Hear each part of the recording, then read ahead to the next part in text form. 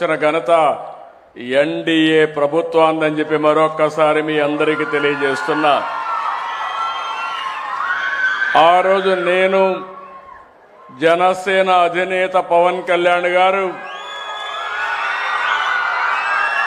ప్రధానమంత్రి నరేంద్ర మోడీ గారు ముగ్గురం కలిసి ఒకే హామీ ఇచ్చాం.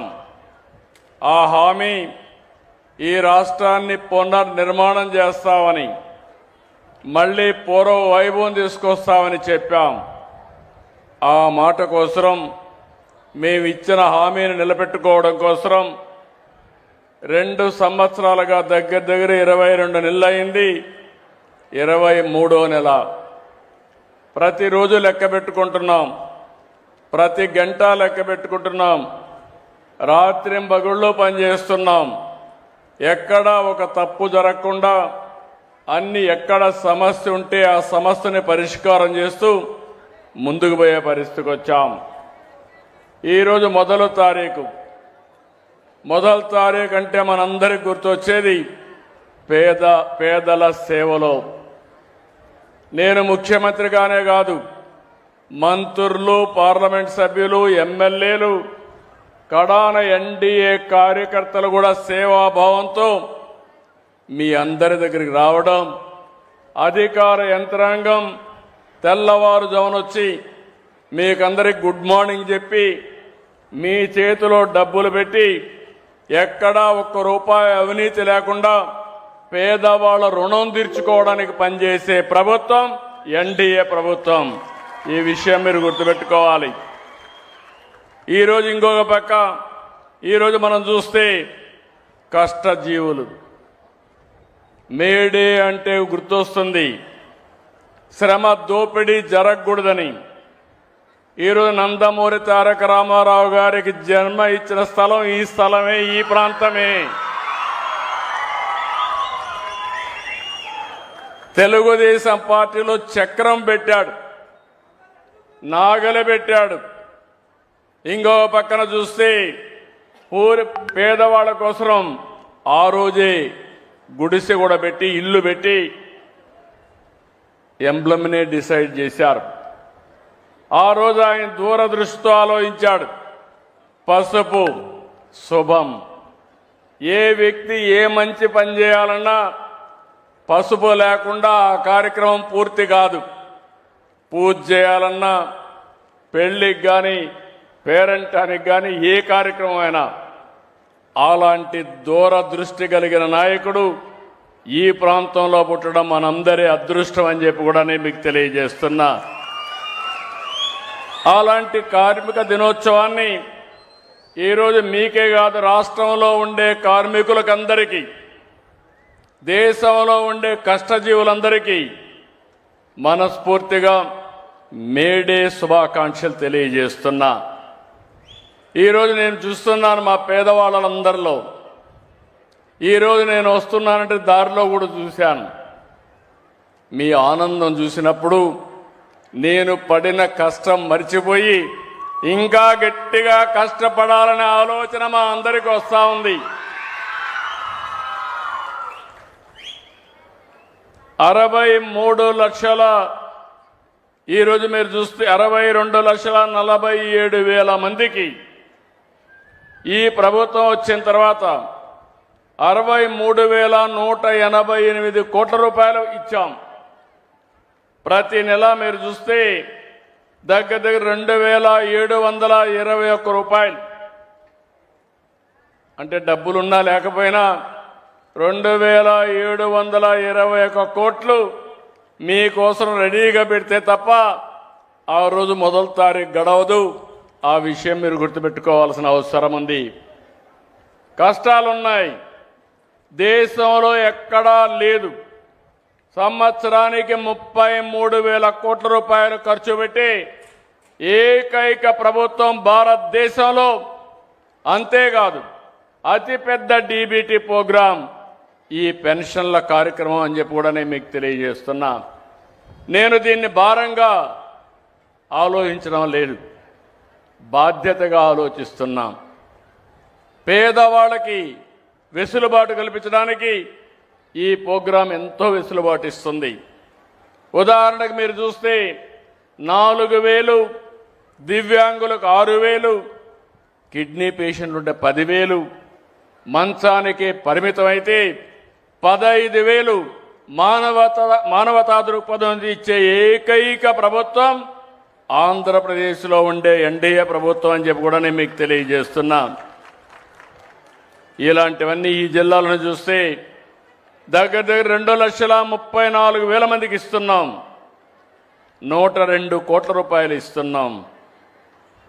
ఇంకో పక్క ఎవరైనా భర్త చనిపోతే ఎక్కడ ఆలోచించే పని లేదు. ఎంత డబ్బులైనా పర్వాలేదు, ఆటోమేటిక్గా మీకు పెన్షన్ ఇచ్చే కార్యక్రమానికి శ్రీకారం చుట్టాం. అయితే ఈరోజు ఇంకొక పక్కన మీరు చూస్తే ఇప్పటి వరకు లక్షల మందికి పింఛన్లు ఇచ్చిన, అన్నా క్యాంటీన్లో ఆకలి తీర్చిన, దీపంతో వెలుగులు పంచిన, అన్ని పేదల కోసం, కష్టజీవుల కోసమే చేస్తున్నాం. 263 అన్నా క్యాంటీన్లు ఏర్పాటు చేశాం. దీనివల్ల డ్రైవర్లు, కూలీలు, కార్మికులు, అసంఘటిత కార్మికులు మధ్యాహ్నం ప్రశాంతంగా భోంచేసే పరిస్థితి తీసుకొచ్చాం. లేకపోతే మీరు సంపాదించే డబ్బుల్లో సగం హోటల్ ఖర్చుకే సరిపోయే పరిస్థితి వచ్చేది. ఈరోజు నేను ఒకటే మీ అందరికీ విజ్ఞప్తి చేస్తున్నాను. మిమ్మల్ని చూస్తున్నాం, మండు టెండర్లో పనిచేస్తున్నారు, జోరు వనల్లో పనిచేస్తున్నారు, ప్రమాదకర పరిస్థితుల్లో పనిచేస్తున్నారు. అలాంటి కర్షక కార్మికులకి మనస్ఫూర్తిగా ధన్యవాదాలు, సెల్యూట్ చేస్తున్నానని చెప్పి కూడా నేను మీకు తెలియజేస్తున్నా. మీ కష్టం వల్లనే ఈరోజు సమాజం ముందుకు పోగలుగుతా ఉంది, అభివృద్ధి జరగగలుగుతా ఉంది. రైతులు పంటలు పండించగలుగుతున్నారు, అందరికీ తిండి పెట్టే పరిస్థితికి వచ్చారని చెప్పి కూడా నేను మీకు తెలియజేస్తున్నా. మన రాష్ట్రంలో 88 లక్షల మంది అసంఘటిత కార్మికులు ఉన్నారు. చిన్న చిన్న పరిశ్రమల్లో కానీ, పెద్దవి కానీ, చిన్నవి కానీ, అదే మరి షాపుల్లో కానీ ఎక్కడ పనిచేసినా వీళ్ళందరూ పనిచేస్తున్నారు. వీళ్ళందరి కోసం ఈరోజు చూస్తే దగ్గర 615 కోట్ల రూపాయలు మీ కార్మిక సంక్షేమానికి ఖర్చు పెట్టే పరిస్థితికి వచ్చాం. ఈరోజు నేను ఇక్కడ చూశాను ఒక మంచి కార్యక్రమం, లేబర్ అడ్డా. తెల్లవారితే వస్తారు, పని దొరికితే పనికి వెళ్తారు, పని దొరక్కపోతే మధ్యాహ్నం వరకు వెయిట్ చేసి మళ్ళా ఇంటికి వెళ్తారు. ఇలాంటి సంఘటనలు చాలా ఉన్నాయి. వర్షం వస్తే షెల్టర్ లేదు, ఎండ వస్తే ఎండలోనే ఉండాలి. అలాంటి సందర్భంలో ఈరోజు ఆలోచించింది లేబర్ అడ్డా కింద మంచి అకామిడేషన్ కట్టి, ఎవరికి మనుషులు కావాలన్నా వాళ్ళు నేరుగా ఫోన్లో తెలియజేస్తే ఈ అడ్డా నుంచి మన కార్మికులకు అక్కడ పంపించే పరిస్థితి. ఇంకొక విషయం కూడా నేను మీ అందరికీ ఒకటే చెప్తున్నాను, ఈరోజు రోజులు మారాయి. ఒకప్పుడు శారీరకంగా కష్టపడేవాళ్ళం, ఇప్పుడు తెలివితేటలతో పనిచేయాలి. ఒకప్పుడు గట్టిగా తవ్వేవాళ్ళం, వ్యవసాయం కూడా మడకలు దున్నేవాళ్ళం. నారు మళ్ళీ వేయాలన్నా పాత రోజులు, నేను కూడా రైతు కుటుంబం నుంచి వచ్చాను కాబట్టి రైతు సమస్యలు తెలిసిన వ్యక్తిని, వాళ్ళ కష్టం తెలిసిన వ్యక్తిని మరొకసారి మీ అందరికీ తెలియజేస్తున్నా. అది చూసిన తర్వాత ఈరోజు మొత్తం కూడా ఆధునీకరణలో ముందుకు పోతున్నాం.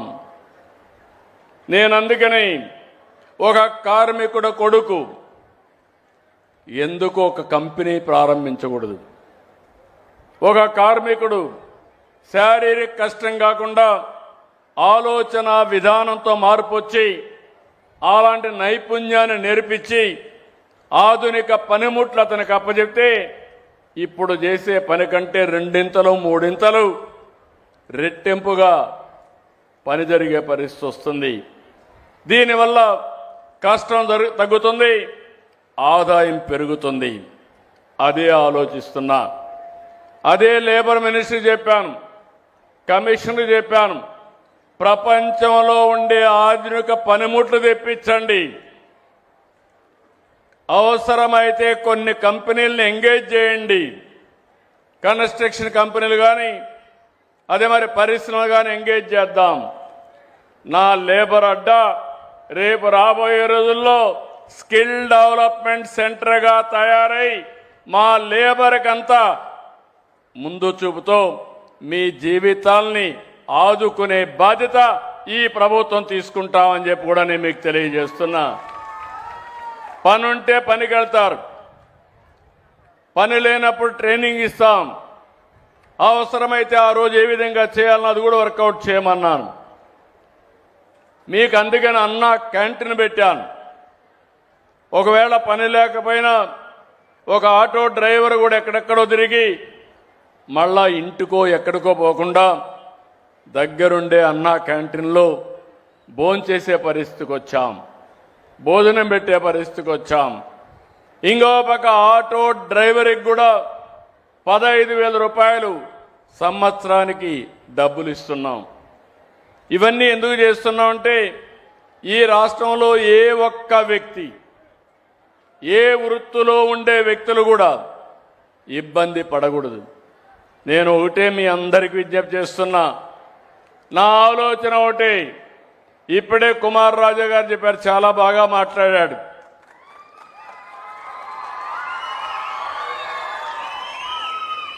మాటలకు అభినందనలు.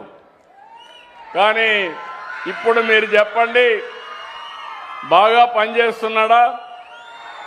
పని చేస్తున్నాడు, చేతులు పైకి ఎత్తండి. ఓకే, ఈరోజే ప్రారంభించాను. మీటింగ్లో అడగడం మా ఎమ్మెల్యే ఎట్లా పనిచేస్తున్నాడని. మీరు చేతులు ఎత్తకపోతే ఎమ్మెల్యే కరెక్ట్ చేసుకోవాలి. ఎమ్మెల్యే కరెక్ట్ చేసుకోకపోతే మీ తరపున నేను ఉంటాను తప్ప ఎమ్మెల్యే తరపున నేను ఉండనని మరొకసారి మీ అందరికీ తెలియజేస్తున్నా. కుమార్ రాజా తెలుగుదేశం పార్టీ కుటుంబ సభ్యుడు. వాళ్ళ నాన్న మీకు అందరికీ ఐడియా ఉంది, వర్ల రామయ్య పార్టీ ఆఫీసులోనే ఉంటాడు. ఆయన్ని గౌరవించడానికి కుమార్ రాజాని ప్రమోట్ చేశాం.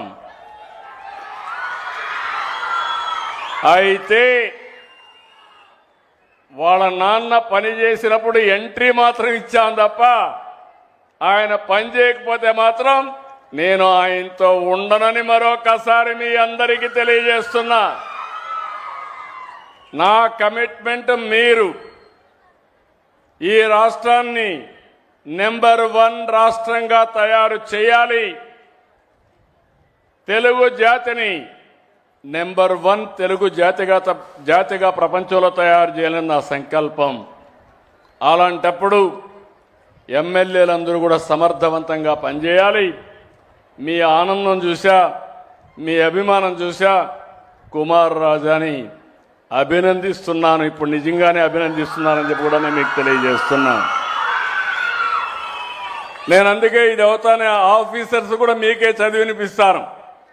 ఎవరు పని చేస్తున్నారు, ఎవరు పని చేయలేదు, నేనేదో తయారు చేయడం లేదు. మీరిచ్చిన అభిప్రాయాలే వాళ్ళకు కూడా చెప్పి తప్పులుంటే కరెక్ట్ చేసుకోమనడం, ఒకవేళ కానీ బాగా చేస్తే అభినందించడం నా బాధ్యత.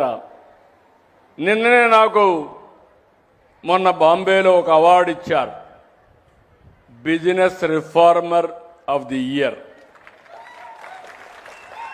అంటే మన రాష్ట్రంలో చేసే పనులన్నీ దేశమంతా గుర్తించింది. ఆ అవార్డు నాకు రాలా, రాష్ట్రానికి వచ్చింది, మంత్రులకు వచ్చింది, అధికార యంత్రాంగానికి వచ్చింది. నేను అందుకే వాళ్ళందరికీ అంకితం చేయడం కోసం నిన్న మీటింగ్ పెట్టి ఆ మీటింగ్లో మళ్ళీ వాళ్ళందరినీ భాగస్వాములు చేసి ముందుకు పోయాను. మీరందరూ గుర్తుపెట్టుకోవాలి, నేను ఒక టీం లీడర్ని, ఒక ముఖ్యమంత్రిని, టీం బాగా పనిచేస్తే నాకు బాగా మంచి పేరు వస్తుంది. నా టీంలో రాష్ట్రంలో ఉండే సెక్రటరీ మొదలుకొని ఈరోజు ఇక్కడ కరుణ గారు ఉన్నారు. ఆవిడ పెన్షన్లు ఇస్తుంది, ఊరూరు ఆవిడ రాదు. కానీ 1,66,000 మందితో మీ పెన్షన్ ₹1 అవినీతి లేకుండా ఇస్తే అది ఆవిడ క్రెడిట్లోకి వస్తుంది. ఆవిడ కూడా ఒక టీం లీడర్. ఇప్పుడు నేను అభినందిస్తున్నా ఒక మహిళా ఆఫీసర్. ఈరోజు రాష్ట్రంలో ఫీడ్బ్యాక్ తీసుకుంటే అన్నింటికంటే టాప్లో ఉండేది పెన్షన్ల పంపిణీ అని చెప్పి మీకు తెలియజేస్తాం. 93% సాటిస్ఫాక్షన్లో ఉన్నారు. వినూత్నంగా ఎప్పటికప్పుడు చేస్తున్నారు. అదే సమయంలో ఈరోజు మీరందరూ గుర్తుపెట్టుకోవాల్సింది, ఇక్కడికి వచ్చినప్పుడు పోలవరం, అమరావతి నిర్మాణాలు, పారిశ్రామిక కారిడార్లు, లాజిస్టిక్స్, వ్యవసాయం, అగ్రిటెక్, ఈ విధంగా విస్తృతంగా అభివృద్ధి పనులు జరుగుతున్నాయి. కష్టజీవులకు చేతి నిండా పని ఉంటుంది, జీవనోపాధి ఉంటుంది.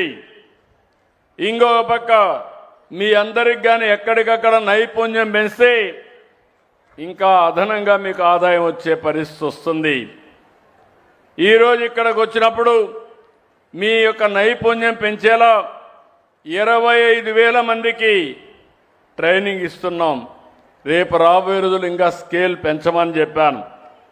వాళ్లకు డివిడెంట్ ఇవ్వడం, కుటుంబ సభ్యులు కలిపి 80,000 మందికి శిక్షణ ఇస్తున్నారంటే 1 లక్షకి ఇస్తున్నారు.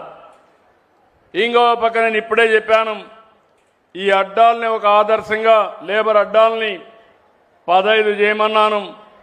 15 నగరాలు కానీ లేకపోతే ఒక 4-5 సిటీల్లో కానీ వాళ్ళు చేస్తారు. చేసిన తర్వాత అది బాగుంటే రాష్ట్రం మొత్తం ఏ కార్మికుడికి ఇబ్బంది లేకుండా అన్ని నగరాల్లో ఈ లేబర్ అడ్డాలు తయారు చేసే బాధ్యత ఈ ప్రభుత్వాన్ని అని చెప్పి కూడా నేను మీకు తెలియజేస్తున్నా. ఇంకో పక్క కార్మిక సంక్షేమ పథకాలకి మళ్ళీ జీవం పోసాం. అందుకే ఈరోజు కొన్ని సంక్షేమ కార్యక్రమాలు కూడా తీసుకొచ్చాం. నిర్మాణ రంగంలో ఉన్న కార్మికుడు పెళ్లి చేసుకుంటే 20,000 రూపాయలు పెళ్లి ఖర్చుకి ఇస్తాం. నిర్మాణ రంగంలో ఉండే కార్మికుడు కుమార్తెకు కూడా ఇది వర్తిస్తుంది. ఆయన పెళ్లి చేసుకున్నా, ఆయన కూతురికి పెళ్లి చేసినా ఈ 20,000 వస్తుంది. ఒకవేళ ఆయనకు పిల్లలు పుడితే వాళ్ళకు కూడా 20,000 రూపాయలు ఆయన భార్యకు కానీ కూతురికి కానీ ఆర్థిక సహాయం చేస్తాం. ఎవరైనా నేచురల్గా చనిపోతే అలాంటి వారికి 60,000 రూపాయలు ఇస్తాం. ఫ్యూనరల్ ఖర్చు కోసం 20,000 ఇస్తామని చెప్పి కూడా నేను మీకు తెలియజేస్తున్నా. కార్మికులు ప్రవేశపెట్టిన మొత్తం 4 కార్మిక కోడ్స్ని అమలు చేసుకుంటూ ముందుకు పోతున్నాం. ఇంకో పక్కన మీరు అచ్యుతాపురం, గుంటూరు, కర్నూలులో, శ్రీ సిటీ, తిరుపతిలో ఈఎస్ఐ ఆసుపత్రులు తీసుకొస్తాం. అమరావతిలో కూడా ఈఎస్ఐ హాస్పిటల్ పెట్టి ముందుకు తీసుకుపోవడానికి ఆలోచిస్తున్నాం. నా ఆలోచన ఒకటి, సమాజంలో ఆరోగ్యం ఉండాలి, అందరికీ మీ ఆదాయాన్ని పెంచాలి, జీవన ప్రమాణాలు పెంచాలి, ఇంకో పక్కరు అందరూ ఆనందంగా ఉండాలి. నేను దీనికోసం ఒక వినూత్నమైన ఆలోచన చేస్తూ వస్తున్నాం. ఈరోజు మీరు చూసే సంక్షేమ కార్యక్రమాలు 1-2 కాదు. తల్లికి వందనం, అన్నదాత సుఖీభవ, స్త్రీ శక్తి. మా ఆడబిడ్డలు మగవాళ్ళు ఎంతమంది ఉన్నారో మీటింగ్లో, మా ఆడ